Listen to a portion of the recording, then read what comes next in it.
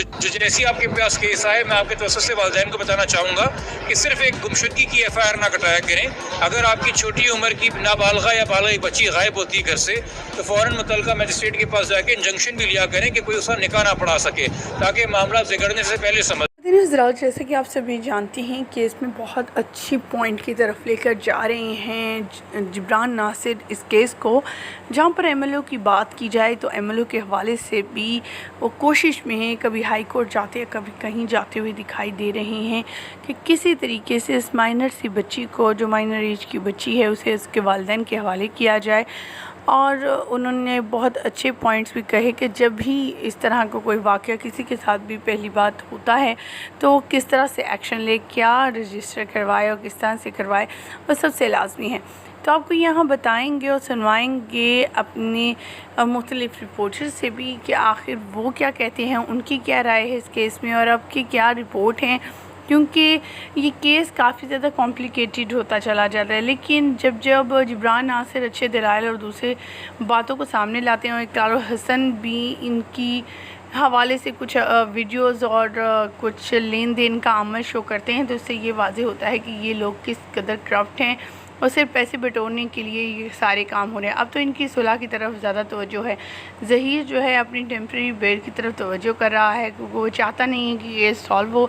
वो बार बार तरीक़ों पर तरीक़े लिए जा रहा है। ख़वातीन के दौरान जिब्रान नासिर ने बहुत ही अच्छे अपने दलाइल दिए, जिस पर जज साहिबान को भी कायल होना पड़ा। शुरू हो चुकी है और अब ज़हीर पर जो दफ़ात लग चुकी हैं उसके मुताबिक सज़ाए मौत ही हो सकती है। चलान मेरे सामने है, अगर मैं इसको पढ़ना चाहूँ तो मैं आपको पढ़ के बाकायदा बता सकता हूँ कि ये एविडेंशरी बात है, ये अब लिखी पढ़ी बात है और इसमें कोई ऐसी झोल वाली बात नहीं है। और चलान अगर मैं मेरे सामने है, मैं आपको चलान जो है वो पढ़ के भी सुना देता हूँ। इसमें बाकायदा तौर पे सबसे पहले इसके मैं आज आपको बताऊंगा कि चलान के टोटल कॉलम कितने होते हैं। तो इस लिहाज से 5 कॉलम होते हैं चलान के। तो इन 5 कॉलम में जो पहले नंबर पे होता है उसमें लिखा जाता है कंप्लेनेंट का नाम। कंप्लेनेंट मीन कंप्लेन करने वाला शख्स। 365 जो है ये सिंपल किडनैपिंग के बारे में, अगर अंडर द 18 आप करेंगे और मोर द 16 कमारी गैर शादीशुदा लड़का, तो फिर 365B लगता है। तो ये भी किडनैपिंग के हवाले से 361 जो है वो ये कहता है किडनैपिंग फ्रॉम लॉफुल गार्डियनशिप। कोई भी शख्स जो है वो अगर माइनर चाइल्ड को अबडक्ट करेगा जो under the age of 16 year है और उसको अबडक्ट करके कहीं ले जाता है और उसकी मर्जी भी है, तो वो अबडक्शन में आएगा। और उसकी जब एक जो कंसेंट है वो उसके वालिदैन की होगी और उसकी पनिशमेंट लिखी गई है 363 में। अगर वो इलीगल पर्पज़ के लिए, सेक्सुअल इंटरकोर्स के लिए या चाइल्ड मैरिज के लिए अबडक्ट करता है, तो फिर वो जो मामला है वो आएगा 364A में। और अगवा को छुपाने की जो सज़ाएं हैं वो 368 में लिखी गई हैं।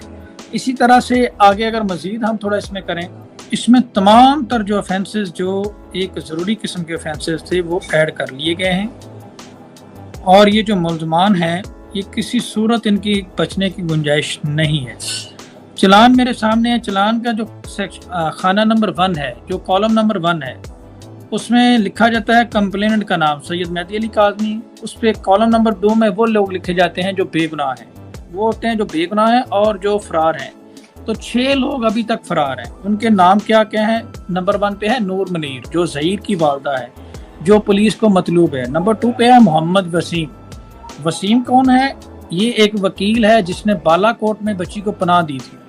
नंबर 3 पे है फ़कीर हुसैन नुमानी वल्द फ़कीर खान साकन बालाकोट। ये वो शख्स है जहाँ पे बच्ची को रखा गया था और इसने गवाही दी कि जी ये बच्ची को जब सिंध हाई कोर्ट तलब कर रहे थे तो इन्होंने बालाकोट लेकर आए थे और ये उस मकान का ऑनर है जहाँ पे इसको रखा गया। और नंबर 4 पे अगर मैं जाऊँ तो वो खुर्रम महमूद है, जिसको पूरी दुनिया जानती है, जो कि एक वकील है और जो कि इसको फैसिलिटेट करता रहा है। और नंबर 5 पे मोहम्मद आसिफ है वल्द शमसुद्दीन। मकान नंबर इसका जनाब ये भी तहसील व ज़िला पाकपतन का है, जिसने पाकपतन में बच्ची को जब ये लेकर गए थे वहाँ पे फैसिलिटेट किया, वहाँ पे रहायश की। और नंबर 6 पे है मोहम्मद उमर। ये वो लोग हैं जो अभी तक पुलिस को मतलूब हैं। और जो लोग जेल में हैं वो 2 लोग हैं, वो कॉलम नंबर 3 में है, असगर अली वल्द फैज़ अली और हाफिज़ गुलाम मुस्तफ़ा। जिन्होंने निकाह पढ़ाया था, ये दो। और जो लोग जमानत पे हैं वो कॉलम नंबर 4 में आते हैं, वो 2 लोग हैं, ज़हीर अहमद एंड शबीर अहमद। ये मैं चलान से देख कर पढ़ रहा हूँ with the passage of time. Next ये 3 कैटेगरी में 3 पार्ट में ये मैंने जो है डिवाइड किया है, और इंशाल्लाह इन फ्यूचर में आप लोगों से ये शेयर भी कर दूँगा। ये चेंज नहीं हो सकता भाई, ये सबमिट हो गया कोर्ट में, ये चेंज होने वाली बात। हज़रात आपने सुनी फ़याज़ रामी की ज़ुबानी तमाम तर तफसीलात कि वो क्या कह रहे हैं, क्योंकि जिब्रान नासिर जहाँ पर बेहतरीन तरीके से इस केस को लेकर चले, वहीं पर फ़याज़ रामी और सैयद इकरार हसन अपना किरदार निभा रहे हैं इस केस में। उनकी कोशिश है कि इस गैंग को जो है वो सज़ा दिलवाई जाए, इस नेटवर्क को जो इतनी छोटी सी बच्ची को वर्गला कर घर से लाते हैं, ताकि आइंदा आने वाली दूसरी नस्लों के लिए भी ये एग्ज़ाम्पल बने। मुझे यहीं पर दीजिए इजाज़त। आप क्या कहना चाहेंगे इस केस के हवाले से? न्यू अपडेट जानने के लिए हमारे चैनल को सब्सक्राइब करना और साथ में लगे बेल आइकन को प्रेस करना मत भूलिएगा। मुझे दीजिएगा इजाज़त। अल्लाह के बाद बताना चाहता हूँ, और ये जो पेशरफ्त है, ये जो सामने वाले जो मुखालफीन हैं उनके लिए इंतहाई हैरान कुन है, जो कि वो ये समझ रहे हैं कि इस केस में वो बच जाएंगे या फिर वो उनका नाम नहीं आएगा, लेकिन ऐसा मुमकिन नहीं है मारिया।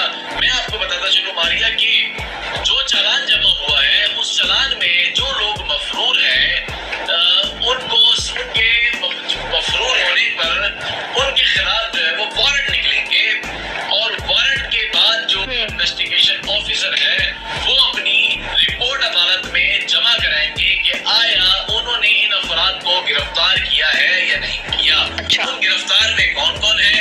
उस गिरफ्तार में जो लड़के की यानी कि ज़हीर की जो वालिदा है नूर बीबी, वो सर फहरिस्त है, जो कि दंदनाती फिर रही है, इंटरव्यू देते फिर रही है, जो कि कराची खुद भी आ चुकी है और इस सारे मामले में सहूलतकारी अदा कर चुकी है, जो कि जब इस लड़की जब मुगविया को कराची से पंजाब ले जाया गया तो जहाँ पर रखा गया वहाँ के जो गवाह हैं वो ये बताते हैं कि लड़की यहाँ पर आई और उसके बाद जो हमारे किराएदार हैं वो यहाँ से पता नहीं कहाँ चले गए। उसके बाद वो बलाई इलाकों में छुप गए। फिर बलाई इलाकों में जाने के बाद वो वहाँ पर भी एक गवाह ने बताया कि एक लड़की जिसके हाथ में मेहंदी लगी हुई थी और वो यहाँ की मुकीम नहीं लगती थी, कुछ अफराद थे जो उन्हें यहाँ पर लेकर आए थे, लेकिन अब वो कहाँ चले गए ये उन्हें नहीं पता। फिर पुलिस ने जो छापे मारिया कार्रवाइयाँ जो है वो शुरू की, लेकिन कुछ पता नहीं चल सका।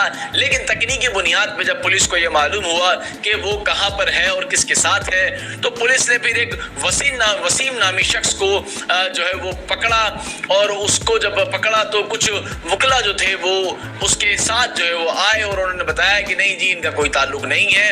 फिर तकनीकी बुनियाद पे जब उन्हें कायल किया तो ज़हीर की वालिदा नूर बीबी अब पुलिस के डर से छुप चुकी है, जबकि शबीर